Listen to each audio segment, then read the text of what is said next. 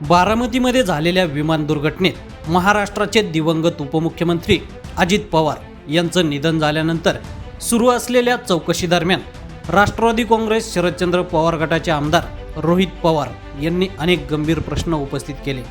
पत्रकार परिषद घेऊन त्यांनी या घटनेबद्दल अनेक गोष्टी संशय निर्माण करणाऱ्या असल्याचं सांगितलंय।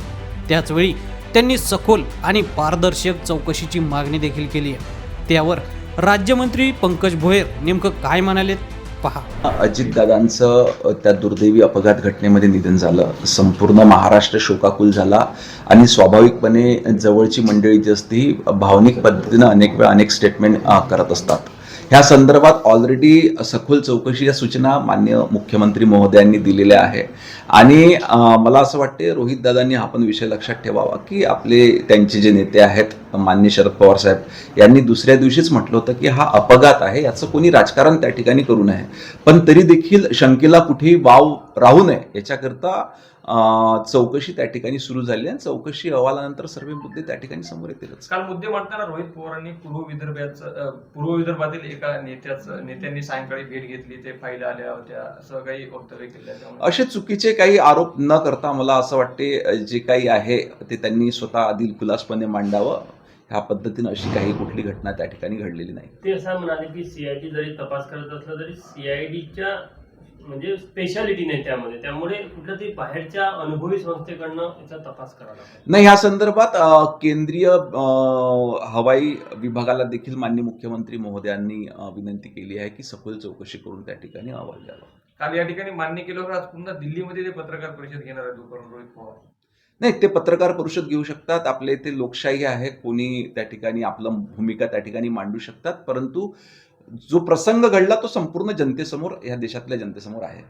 चंद्रपुरात करिश्मा झालाय, खरं तर बहुमत नव्हतं तरी बहुमत जुळवलं। सुधीर भाऊची सगळी कामगिरी या सगळ्यामध्ये महत्वाची राहिली। तुमचे जवळचे संबंध सुधीर भाऊ सोबत आहेत, तुम्ही वारंवार सांगत होती की आमची महापौर बनेल।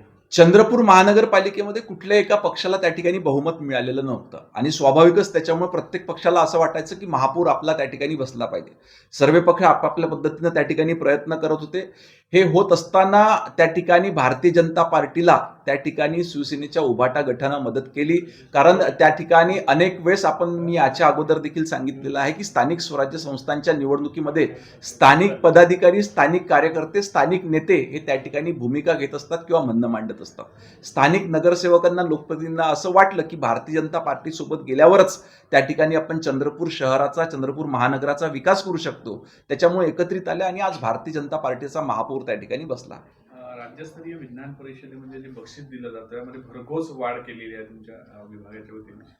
मागच्या अनेक वर्षापासून तालुका स्तरावर, जिल्हा स्तरावर आणि राज्य स्तरावर विज्ञान प्रदर्शनीचं आयोजन करण्यात येत असतं।